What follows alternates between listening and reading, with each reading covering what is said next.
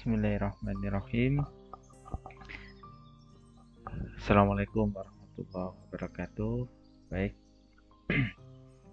salam sehat, salam semangat semuanya. Alhamdulillah, syukur kita masih diberikan kesehatan, kekuatan untuk beraktivitas. Mari kita isi nikmat syukur itu dengan aktivitas yang bermanfaat tentunya kayak gitu. Nah, salah satu adalah belajar, dan semoga dengan belajar itu kita mendapatkan pengetahuan, wawasan, sehingga kita semakin bisa mengerti dan bisa memahami tentang apa-apa aja yang ada di kehidupan kita, sehingga kita tentunya akan bisa adaptif, bisa menyesuaikan dengan kemajuan zaman di dunia kita masing-masing. Maksudnya dunia bidang kita masing-masing gitu. Baik, saya akan lanjutkan materi dari mata kuliah sistem elektronika cerdas, yaitu masih terkait dengan artificial neural network. Yang sekarang kita bahas dengan back propagation model atau model back propagasi ya. Gitu. Baik, model back propagasi atau model back propagation bisa juga disebut back propagasi atau disingkat BP. Ada yang menerjemahkan menjadi propagasi balik. Propagasi balik. Model BP back propagasi pertama kali dirumuskan oleh Werbos dan dibolehkan oleh Robert bersama McClellan untuk dipakai pada jaringan saraf tiruan. Model back propagasi ini termasuk metode pelatihan terbimbing. Pelatihan terbimbing, masih ingat apa itu dimaksud dengan pelatihan terbimbing? Jadi ada dua ya, model pelatihan itu metode pelatihan terbimbing dan metode pelatihan tidak terbimbing. Pelatihan terbimbing adalah nanti berarti di data latih, data untuk pelatihan yang kita latihkan ke dalam sistem JST ini kita tentukan nilai targetnya. Nah, itu terbimbing. Supervised learning bahasa Inggrisnya. Sedangkan yang tidak terbimbing itu ada data pelatihannya tidak kita tentukan targetnya. Maka dari sistem jaringan saraf tiruan akan mencari pola sendiri kayak gitu. Nah, tapi di sini nanti kita bahas yang pelatihan terbimbing. Lanjut, dan desain untuk operasi pada JST lapis jamak. Jadi di back propagasi ini untuk yang lapis jamak atau multi layer. Nah, jadi ya yang mana pada arsitekturnya itu ada lapisan tersembunyinya, ada lapisan input, lapisan tersembunyi, terus kemudian lapisan output. Back propagasi adalah metode penurunan gradien untuk meminimalkan kuadrat error keluaran. Ada 3 tahap dalam proses pelatihan model back propagasi, yaitu tahap perlambatan maju, kemudian tahap perlambatan balik. Nah, ini backward. Kalau kemarin kita bahas terkait metode perseptron model, ya dia hanya maju saja. HEP juga gitu, maju saja ketika dalam proses pelatihan untuk mengupdate bobot-bobotnya. Kalau yang back propagasi ini ada perlambatan balik mundur, makanya dinamakan back propagation. Tahap perubahan bobot dan bias tiap lapisan. Jadi tiap lapisan nanti bobot-bobotnya di update ya gitu atau diubah. Oke. Ini contoh dari arsitektur jaringan model back propagation dalam jaringan saraf tiruan. Ada lapisan input, ada lapisan tersembunyi, dan lapisan output. Pada lapisan input ada ini bulatan-bulatan, ini namanya adalah neuron atau node. Ada juga yang menyebutnya node, ada yang menyebutnya neuron. Nah, pada lapisan input ada data masukan. Kita representasikan dengan X1, X2 sampai ke Xn atau X ke N kayak gitu. Kalau ada 10 berarti N-nya ya 10 sampai X10 kayak gitu. Nah, perlu diketahui bahwasanya pada jaringan saraf tiruan itu paling tidak minimal harus ada 2 input. Ada 2 data input kayak gitu.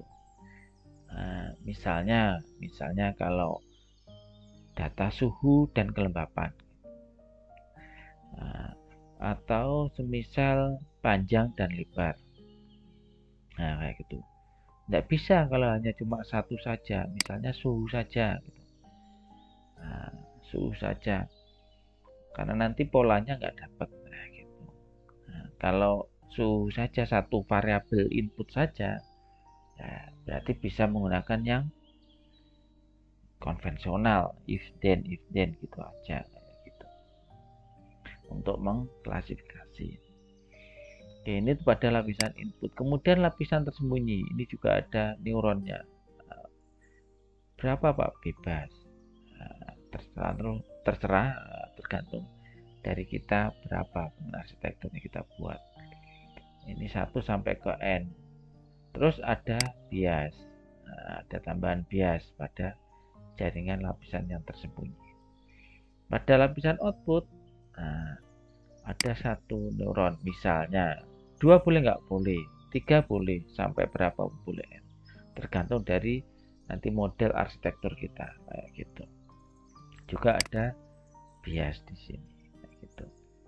Nah, di tiap neuron pada lapisan ini ada garis penghubung ini. Nah, ini representasi gambaran saja ya. Nah, ada garis-garis ini. Ini ada representasi dari bobot. Nah, ada bobot. Nah, ada ini kita kasih identitas saja ya. WIT. WIT itu weight, bobot, penghubung antara I-nya itu input, T-nya lapisan tersembunyi ya, gitu. Di indeks atau matriks 1 1 1 1, makanya ini WIT 1 1. Kemudian misalnya ini WIT 1N, N-nya misalnya 2, berarti WIT 1 2. Ini juga gitu, WIT 2 1, WIT 2N. Jadi setiap penamaan dari bobot ini identitasnya tidak boleh sama, harus berbeda karena nanti nilainya harus beda-beda. Nah, begitu juga nilai bobot pada lapisan tersembunyi ke lapisan output juga ada lapis ini, ada bobot-bobotnya.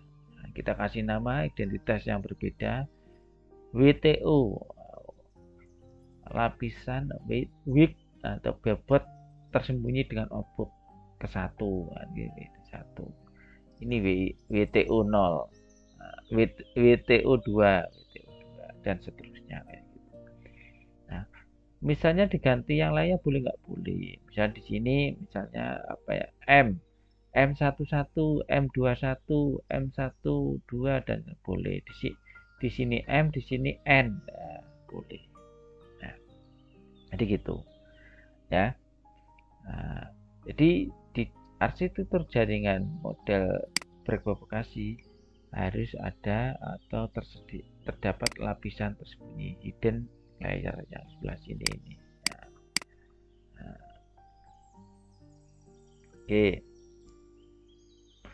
Kalau tadi data outputnya cuma 1, ini ada 2, berarti kan boleh tadi yang saya sampaikan. Pada outputnya di sini ada 2 node atau 2 neuron, Y-out 1 dan Y-out N.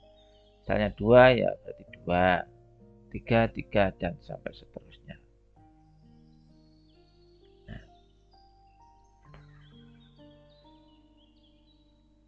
definisi algoritma dari model backpropagasi, nah, diuraikan sebagai berikut. Ketika jaringan saraf tiruan diberikan pola masukan sebagai pola pelatihan, maka pola tersebut menuju ke unit-unit pada lapisan tersembunyi tadi untuk diteruskan ke unit-unit lapisan keluaran. Proses ini dinamakan tahapan maju atau forward. Nah, ini dari pola masukan masuk ke unit lapisan tersembunyi. Nah, maksudnya apa? Input ini, data masukan dari ini X1, X2 dan sampai ke Xn itu di sini kan maksudnya dikalikan dengan bobot tiap-tiap bobot ini ya. Nah, kemudian di summing function. Nah, jadi prosesnya di sini antara lapisan input ke lapisan tersembunyi. Summing function di tiap-tiap node. Summing function apa? Itu udah di materi sebelumnya, coba di cek di sana, yaitu perkalian, penjumlahan perkalian yang ada di sini. Nah, berarti prosesnya di sini. Forward yang pertama di sini ini. Nah, setelah itu hasil tiap node dari summing function pada lapisan tersembunyi dilanjutkan ke unit lapisan keluaran. Nah, dilanjutkan ke lapisan keluaran. Jadi dari sini nanti dilanjutkan ke sini. Nah, dari hasil node di sini, fungsi aktivasi hasilnya di sini, Y-nya di sini dikalikan dengan bobot yang di sini untuk nanti didapatkan output di sini. Nah, ini juga summing function. Perkalian hasil node yang di sini tadi dikalikan dengan bobot, dijumlahkan hasil perkaliannya dengan di sini. Nah, gitu. Sampai di outputnya ini berarti nanti di hasil summing functionnya juga di fungsi aktivasi, baru nanti dapatkan Y-nya di sini. Nah, Y-nya nanti dicek apakah sudah atau sama dengan error atau sudah mendekati kayak gitu. Nah, oh belum, cek apakah data keluaran sudah kecil atau sama dengan target error. Nah, jika belum, atau jika data keluaran masih lebih besar dari target error, maka mundur untuk mengupdate bobot, nilai bobot dan nilai bias. Nah, jadi mundur setelah di sini itu akumulasi data errornya dibandingkan dengan target. Nanti ada mean square errornya. Jika tidak atau belum mencapai target error yang diinginkan, maka dia mundur. Nah, mundurnya adalah mengupdate nilai bobot-bobot ini. Nah, bobot-bobot dan bias ini akan dirubah nilainya. Nah, gimana Pak caranya? Nah, ada persamaannya, ada hitung-hitungan matematiknya kayak gitu. Nah, jadi setelah itu update bobotnya. Nah, kembali lagi ke proses yang atas tadi, pola masukan diproses lagi. Nah, dikalikan dengan bobot-bobotnya untuk dijumlahkan di node masing-masing lapisan tersembunyi. Kemudian lanjut ke unit keluaran. Hasil node di sini dikalikan dengan nilai bobot-bobotnya. Dari situ dihitung lagi, target errornya belum mencapai, mundur lagi, update terus. Akan diupdate terus sampai dengan target sudah atau errornya sudah lebih kecil dari yang kita inginkan, baru akan dihentikan dan nilai bobot dan biasnya itulah yang digunakan dan itu dianggap sebagai kondisi konvergen. Gitu. Oke. Berikut adalah tahapan-tahapan dari algoritma pelatihan model backpropagasi. Yang pertama adalah siapkan data pembelajaran atau data latihnya. Wajib ini ya, jadi kita harus siapkan data pembelajarannya seperti apa kayak gitu. Yang terdiri dari pola data input dan nilai target. Seperti apa sih contohnya? Nah, Mungkin saya contohkan seperti ini. Nah, ini contohnya adalah contoh data pelatihan. Misal jaringan saraf tiruan berpropagasi untuk mengidentifikasi kematangan buah mangga berdasarkan warnanya. Mangga itu kan beberapa ada yang jenis mangga itu kan warna, dengan kita melihat warnanya aja kelihatan, oh ini tingkat kematangannya berapa kayak gitu. Nah, itu bisa kita mencoba mengklasifikasi atau mengidentifikasinya. Nah, berdasarkan ada 3 input ya, X1, X2, X3 ini berdasarkan dari data sensor warna, di mana sensor warna itu mengandung 3 variabel RGB. Nah, di sini ini R atau X1, data X1, ini G, data X2, dan sini adalah yang variabel B atau X3.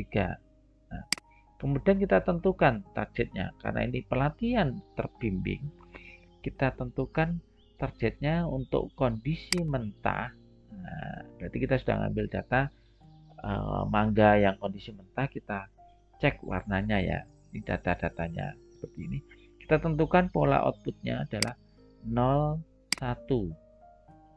Nah, seperti ini 0, 1, 0, 1.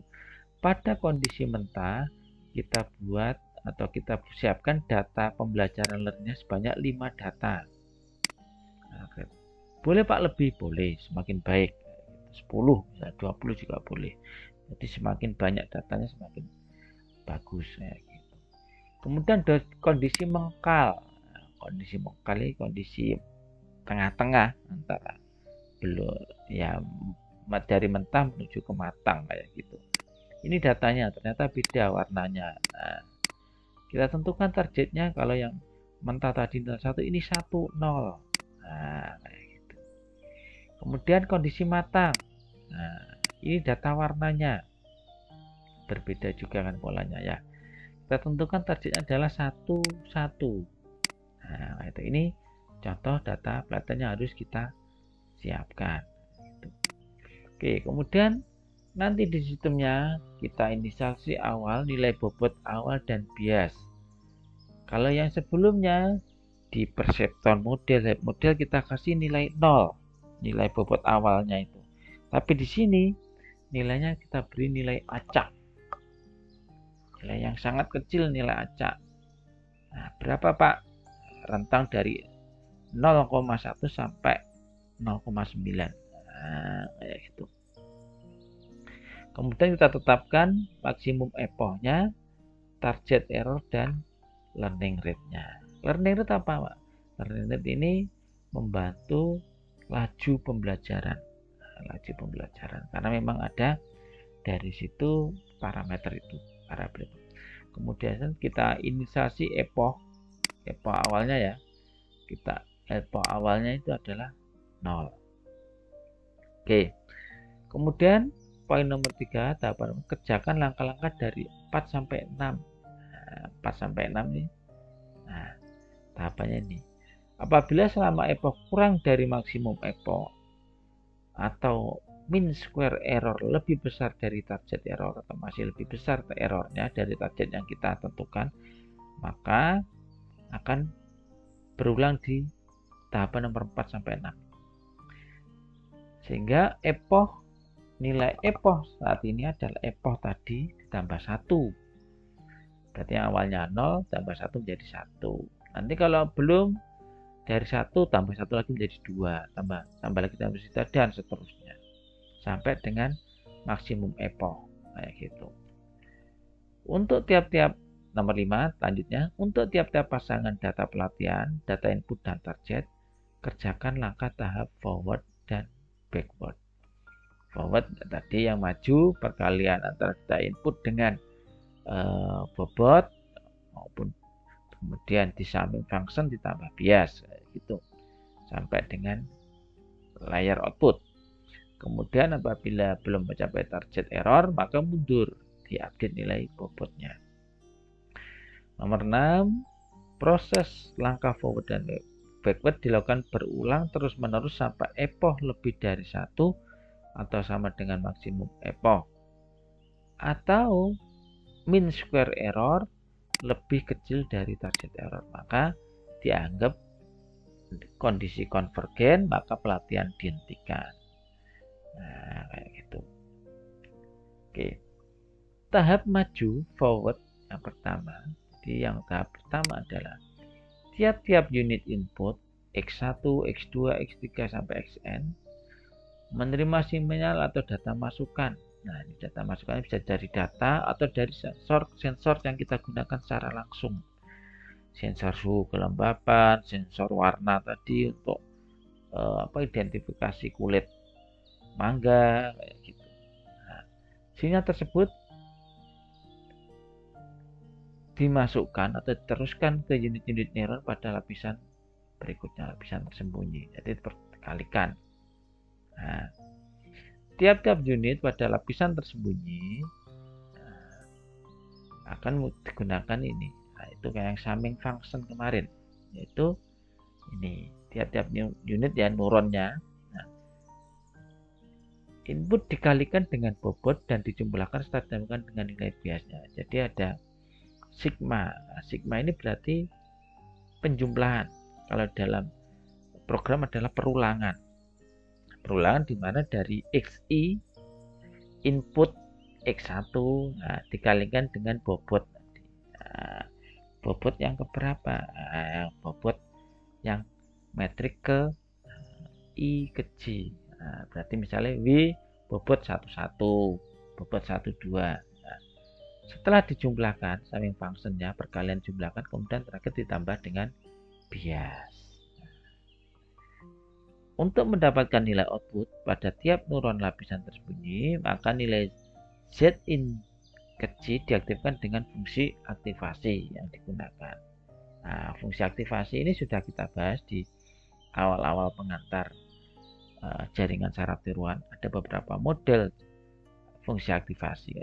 Dalam contoh ini nanti kita gunakan yang fungsi aktivasi sigmoid biner. Kalau yang sebelumnya di perseptron itu kan kita gunakan yang threshold biner. Threshold biner. Oke. Semisal fungsi aktivasi yang digunakan adalah fungsi sigmoid biner, maka outputnya yaitu kita dapatkan seperti ini. Nah, kita tinggal masukkan dari persamaan ini dalam program untuk mendapatkan nilai outputnya. Berlanjut pada lapisan output sama ya, juga dihitung sama seperti itu tahapannya. Nah, dari output sini yang dari lapisan sembunyi dikalikan dengan bobot, nanti di summing function terus ditambah dengan bias. Dilanjut juga dengan fungsi aktivasi. Kita gunakan misalnya fungsi aktivasi sigmoid biner. Oke. Kemudian kita hitung di output pada hasil output akhir di lapisan output, kita hitung nilai selisih error atau nilai errornya berapa, yaitu error yang ke K sama dengan target yang ke K dikurangi dengan JK. Nah, kayak gitu. Nah, jadi errornya adalah target dikurangi output. Nah, kemudian kita hitung mean square errornya atau dari rata-rata dari errornya itu, yaitu error kita jumlahkan kemudian di pangkat 2 terus dibagi dengan 2. Nah, apabila MSC masih lebih besar dari target error, maka proses pelatihan dilanjutkan pada tahap mundur untuk mengupdate nilai bobot dan bias. Namun apabila nilai MSE sudah lebih kecil dari target error, MSE kurang dari target error, maka proses pelatihan dihentikan dan dianggap sudah kondisi konvergen. Dan nilai bobot serta nilai bias disimpan untuk digunakan pada proses uji coba. Ya, itu. Jadi ketika nilai MSE sudah lebih kecil dari target error, maka pelatihan dihentikan. Atau nilai epohnya sudah sesuai atau sudah melebihi dari maksimum epoh yang kita tentukan, maka kita anggap itu sudah kondisi konvergen. Dan nilai bobot dan biasnya kita simpan untuk digunakan pada proses uji coba. Nah, untuk tahap mundur, yang gunanya untuk tujuannya mengupdate nilai bobot dan bias. Nah, ini persamaannya memang agak kelihatan agak rumit ya, terkait dari ininya perhitungan mundurnya. Nah, yaitu terkait ini ada mu k target dan tadi error dengan fungsi y in k dikalikan dengan itu, nanti akan didapatkan nilai mu k.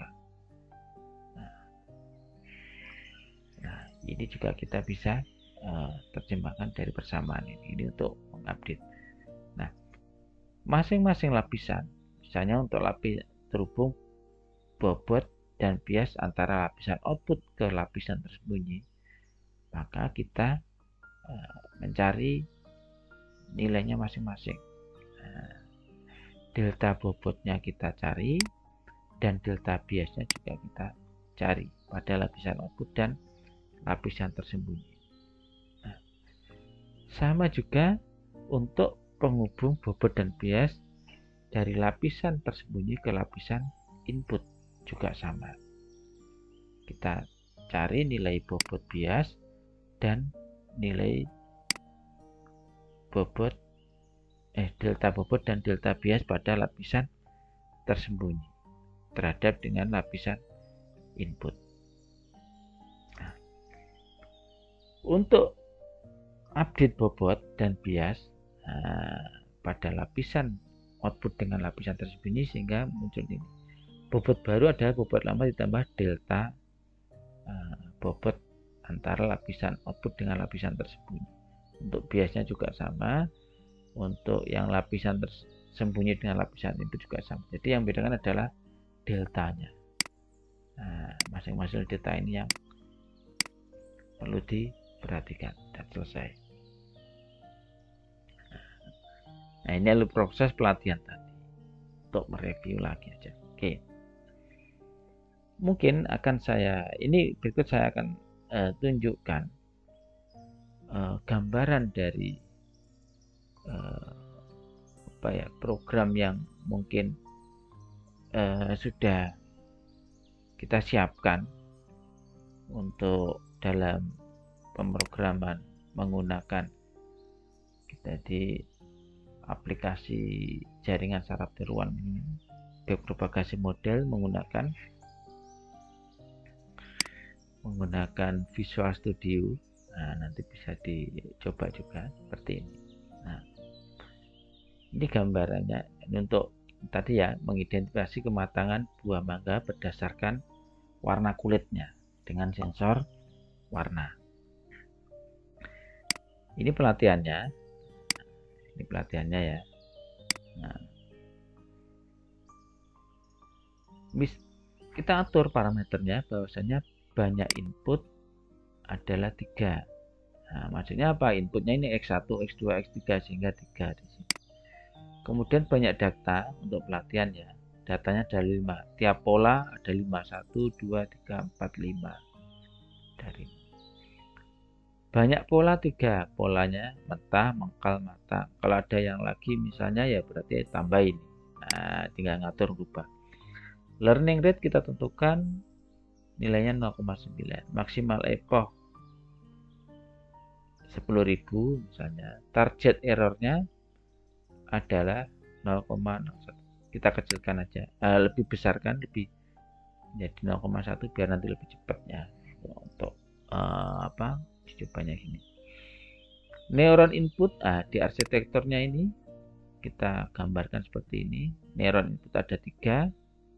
Nah, kita itu neuron input ada 3. Kalau memang tidak sesuai nanti kita bisa ubah. Neuron tersembunyi ada 4. Misalnya diisi yang berapa gitu ya boleh, bebas. Tapi ini contohnya adalah 4. Dan pada neuron output ada 2, Y0 dan 1. 2 sesuai dengan ini, data pelatihannya ini. Outputnya ada 2, 01, 10, 11. Nah, ini kan biner 2 bit kayak gitu. Oke. Pertama, kita inisialisasi bobot dan bias awal. Nah, diacak ya, cara acak. Nah, ini bobotnya. Nah, acak semua. Yang acak random dari sistem pemrograman. Nah, saya akan tunjukkan. Ini berarti pada nilai bobot-bobot di sini sudah terisi tadi yang barusan dan kita tentukan cara acak. Lalu juga biasnya ini. Nah, apabila kita coba mengisikan data input, ini langsung kita uji coba ya, tanpa kita lakukan proses pembelajaran. Nah, jadi JST-nya tidak diajari dulu, langsung uji coba. Kita uji coba dengan nilai ini misalnya. Nah, mana yang matang? Contoh ini ya, contoh data ini. Nah, 255, 255, kemudian 165, kemudian 0. Nah, nilai RGB-nya RGB. Nah, apakah dia bisa menentukan nilai matang? Nah, di sini tertulis gagal. Nah, kenapa? Karena memang belum dilatih sistem JST-nya. Belum dilatih, belum di learning. Outputnya di sini 0, sekian. Nah, thresholdnya adalah 0,7. Maksudnya apa? Jika nilai Y-out-nya, Y-out 1 ini sama dengan atau lebih dari 0,75 akan menjadi 1. Jika yang Y-out 2 itu juga sama dengan 0,75 atau lebih dari 0,75 akan menjadi 1. Jadi untuk thresholdnya, untuk menentukan 0 atau 1 sesuai dengan ini target yang kita tentukan ini adalah dalam biner 0,1. Oke, baik. Kalau gitu kita coba latih dulu ya. Nah, kita ambil data pelatihan.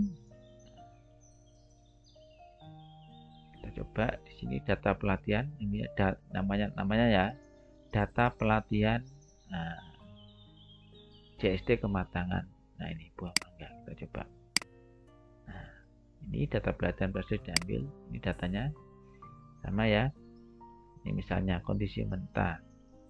Yang 01 targetnya 01280, 01280. Nah, sama kan ya. Nah, ini dalam bentuk file txt notepad kita ambil, kemudian kita masukkan dalam ini apa, data grid pada Visual Studio. Oke, tadi parameter sudah kita atur, data pelatihan sudah kita masukkan, maka kita coba bisa proses mulai pelatihan. Nah, kita lihat nilai epochnya nambah 1, 2, 3. Kalau kita lihat juga mean square errornya turun. Nah, semakin kecil. Nah, nanti akan dicocokkan. Kalau nilai errornya itu sudah lebih kecil dari 0,1 maka dia akan berhenti.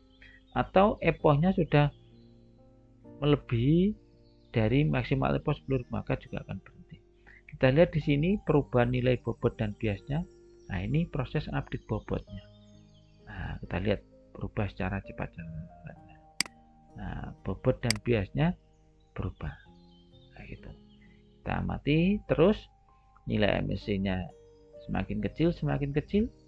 Nah, semoga nah, tentunya berarti semakin kecil target error yang kita tentukan, maka akan semakin lama proses pelatihannya kayak gitu.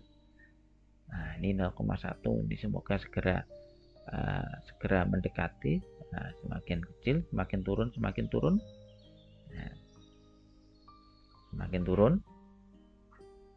Nah, jadi ini bobotnya dan biasnya terus diupdate.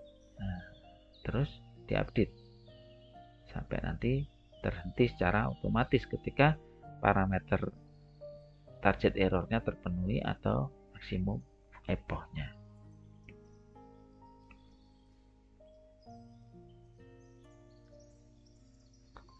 kita amati proses update error. Nah, proses pelatihan JST Bobot Bekasi selesai. Nah, ternyata sudah selesai. Nah, karena apa?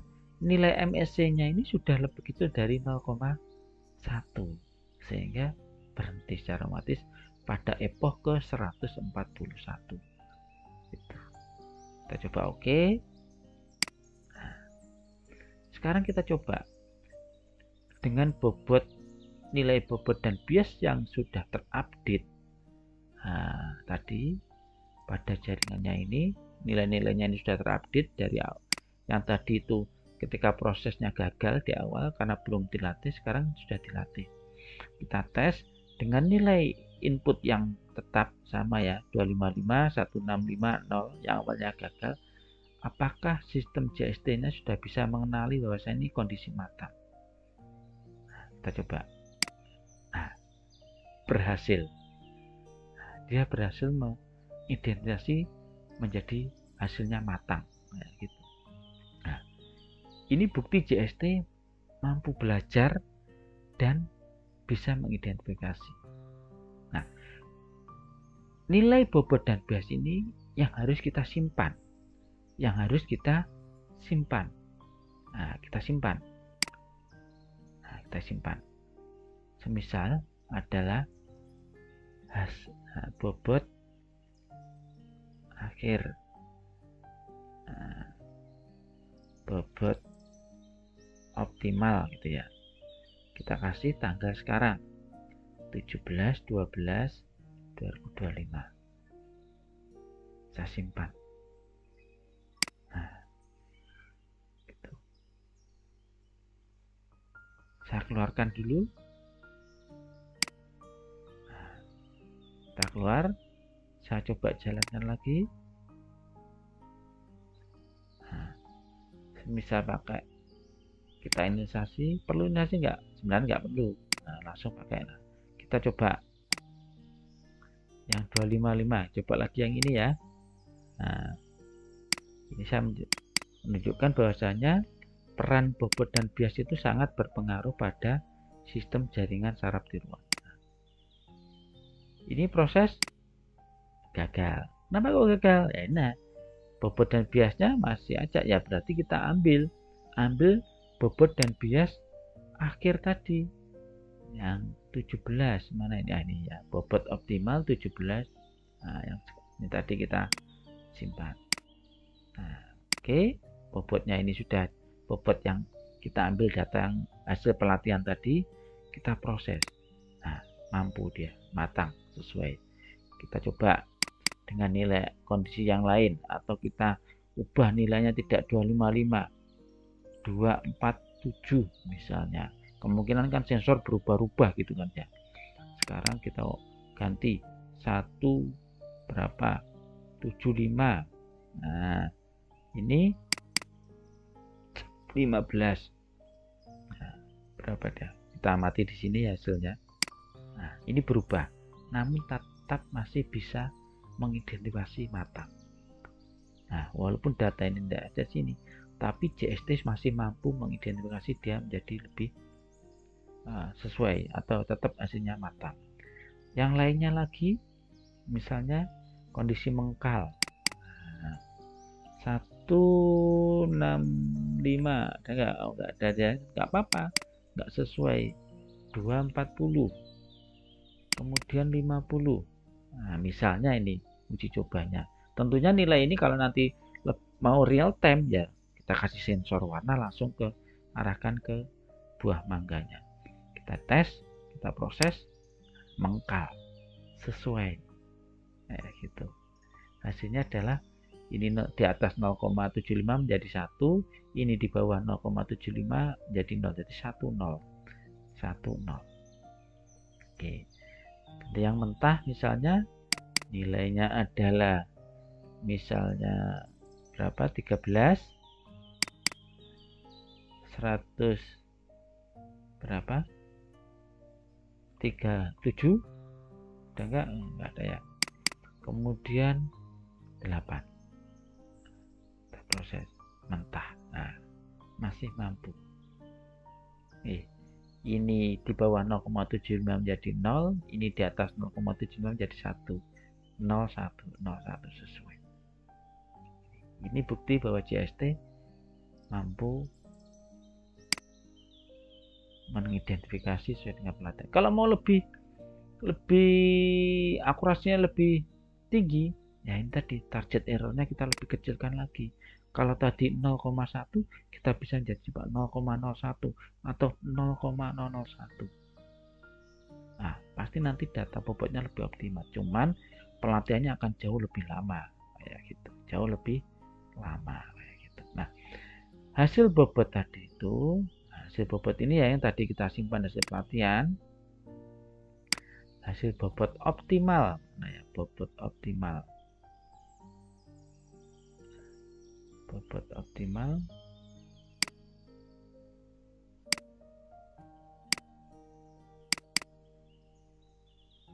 Nah ini tadi ya. Nah, hasil pelatihan tadi yang bobot optimal baru saja.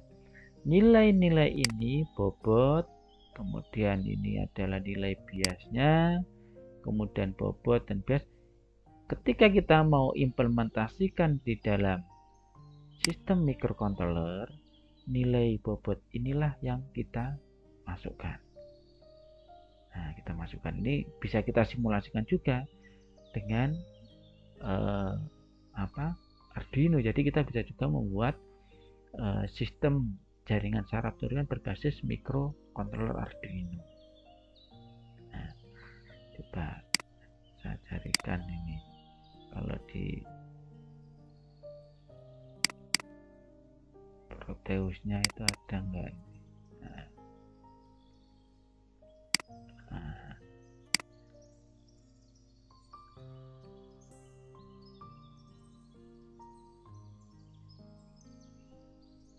Program Arduino. Nah ini.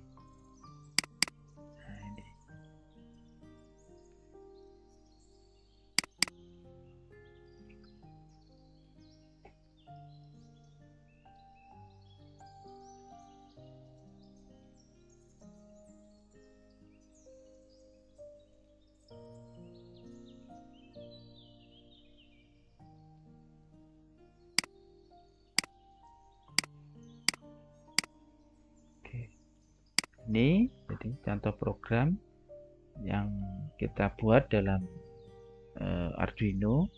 Nah, jadi saya ingin menunjukkan bahwasanya untuk pelatihan biasanya karena kecepatan dan memori pada Arduino itu terbatas atau di microcontroller itu terbatas, maka pelatihannya kita menggunakan sistem ini di komputer untuk pelatihannya. Didapatkan bobotnya ini, nah, kemudian bobotnya inilah yang kita gunakan di dalam microcontroller. Nah, inilah bobotnya kita buat, kita masukkan menjadi konstanta nilai-nilai konstanta di ini dimana di program Arduino kayak gitu. Nah, di bobot antara input dan tersembunyi, biasnya juga, kemudian bobot yang jalur atau lapisan antara tersembunyi dan output. Nah, untuk proses algoritmanya sama, perhitungannya sama. Nah, kayak gitu. Oke.